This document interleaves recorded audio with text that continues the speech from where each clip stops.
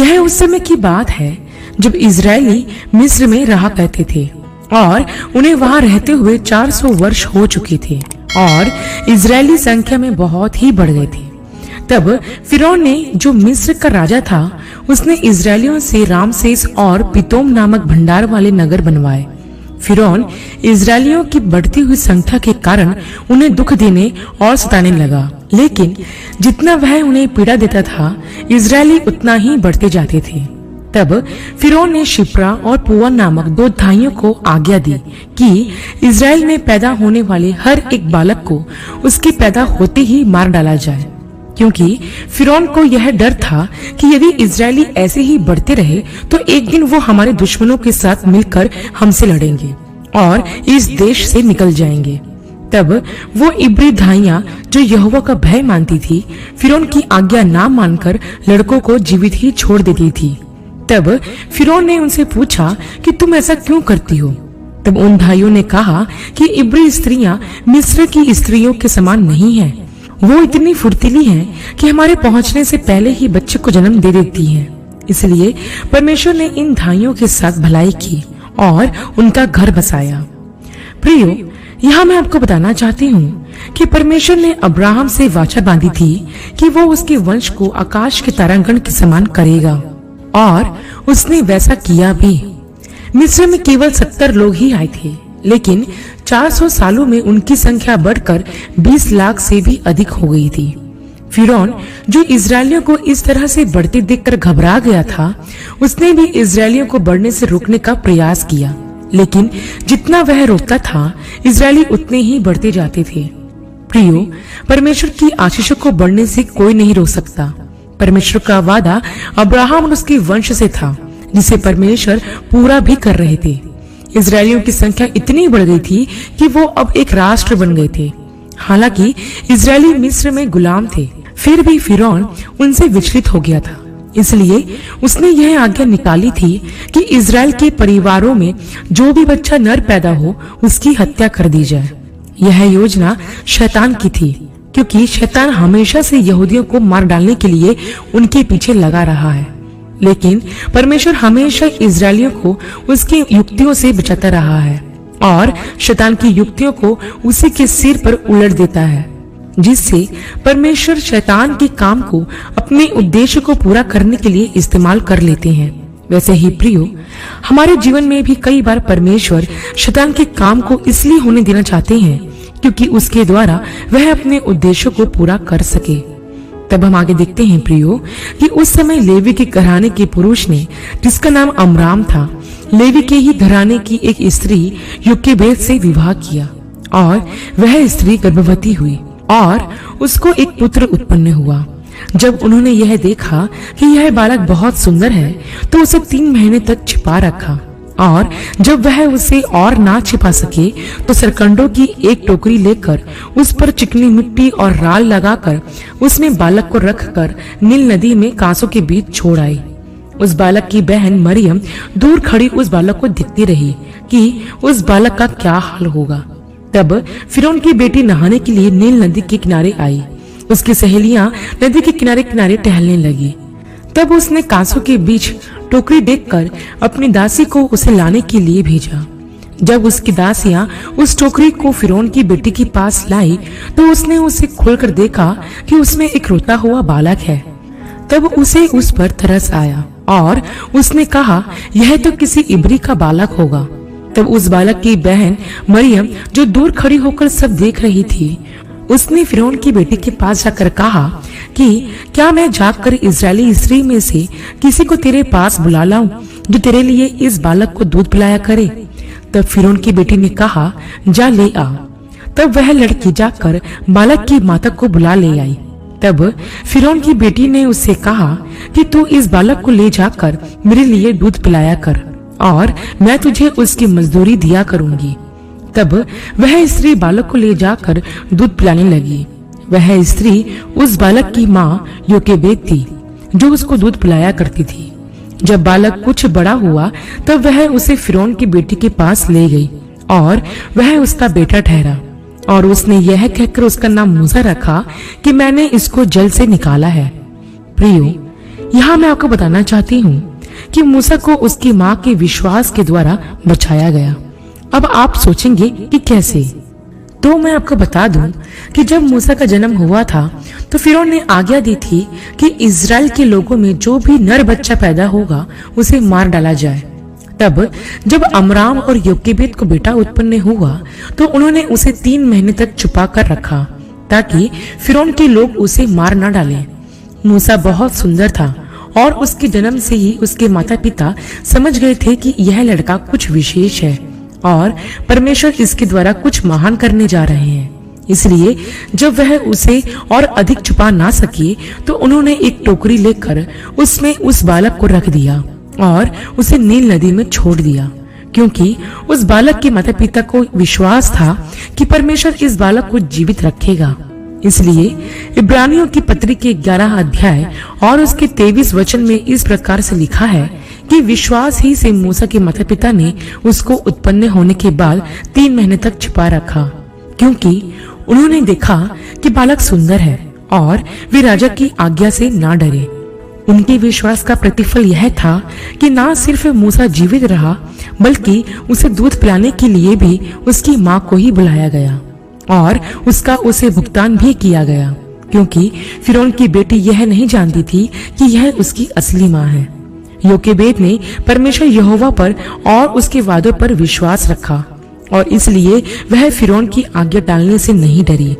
प्रियो, अमराम और योकेबेद ने जो किया वह एक जोखिम भरा कार्य था। 3 महीने के बालक को सरकंडों की टोकरी में रखना और उसे नील नदी में बहाना, इस कार्य के लिए बहुत हिम्मत और साहस की आवश्यकता होती है, क्योंकि कोई भी माता पिता अपने नवजात शिशु के साथ ऐसा नहीं करता। लेकिन अमराम और योकेबेद परमेश्वर पर भरोसा रखते थे और उन्हें विश्वास था कि यदि परमेश्वर ने इस बालक को चुन लिया है तो वही इसे बचाएगा, और उसी विश्वास के साथ उन्होंने यह जोखिम उठाए और वह बालक फिरौन की बेटी के पास पहुंच गया और जिसने उस पर तरस खाकर उसे अपना लिया। प्रियो, यह घटना हमें सिखाती है कि हमें अपने बच्चों के पालन पोषण के लिए और उनके भविष्य के लिए पूरी तरह से परमेश्वर पर निर्भर रहना चाहिए, क्योंकि कई बार हम अपने बच्चों के लिए चिंतित हो जाते हैं कि उनका पालन पोषण कैसा होगा या उनका भविष्य कैसा होगा, लेकिन हमें इसकी चिंता नहीं करनी चाहिए। हमें यह विश्वास रखना चाहिए कि जिसने बच्चे दिए हैं उसके पालन पोषण की सामर्थ्य भी वही देगा, और यदि हम अपने बच्चों को परमेश्वर पर निर्भर होकर उन्हें पालते पोसते हैं तो विश्वास रखें कि वह परमेश्वर आपके बच्चों को कभी अंधकार में नहीं भटकने देगा। योकेबेद के विश्वास ने मूसा को बचा लिया, वैसे ही आपका विश्वास आपके बच्चों को बचा सकता है। हाँ, यह बात जरूर है कि आप अपने बच्चों को विश्वास करने के लिए मजबूर नहीं कर सकते, लेकिन उन्हें ऐसी शिक्षा दे सकते हैं जिससे वह परमेश्वर पर विश्वास कर सके। तब हम आगे देखते हैं प्रियो कि मूसा का पालन पोषण और उसकी परवरिश फिरौन की बेटी के यहाँ पर ही हुई और उसने एक राजकुमार की तरह राजमहल में शिक्षा प्राप्त की। जब मूसा जवान हुआ तो एक दिन ऐसा हुआ कि वह बाहर जाकर अपने भाई बंधुओं के पास जाकर उनके दुखों पर दृष्टि करने लगा। तब उसने देखा कि कोई मिस्री जन मेरे एक इब्री भाई को मार रहा है। तब मूसा ने इधर उधर देखा कि कोई नहीं है, तब उसने उस मिस्री को मार डाला और रेत में छिपा दिया। फिर अगले दिन जब वह बाहर गया तो उसने देखा कि 2 इब्री पुरुष आपस में मारपीट कर रहे हैं। तब मूसा ने उनसे कहा कि तुम आपस में क्यों लड़ रहे हो? तब उन्होंने मूसा से कहा कि किसने तुझे हम पर हाकिम और न्यायी ठहराया है? क्या जिस तरह तूने मिस्री को मारा, क्या उसी तरह से तू मुझे भी मार डालना चाहता है? तब मूसा यह सोचकर डर गया कि निश्चय वह बात खुल गई है और सबको पता चल गया है कि मैंने एक मिस्री को मारा है। फिर जब फिरौन राजा को यह बात पता चली कि मूसा ने एक मिस्री जन को मारा है, तब फिरौन ने मूसा को मार डालने की योजना बनाई। लेकिन मूसा फिरौन के सामने से भागा और मिद्यान देश में चला गया और वहां एक कुएं के पास बैठ गया। मिद्यान के याजक की 7 बेटियां थी और वे वहां उस कुएं के पास जहां मूसा बैठा था आई, ताकि कटोरों में जल भरकर अपने पिता की भेड़ बकरियों को पिलाए। तब चरवाहे आकर उनको हटाने लगे। इस पर मूसा ने खड़े होकर उनकी सहायता की और भेड़ बकरियों को पानी पिलाया। जब वे अपने पिता रूबेल के पास आई तब उसने उनसे पूछा कि क्या कारण है जो आज तुम इतनी जल्दी आ गए हो।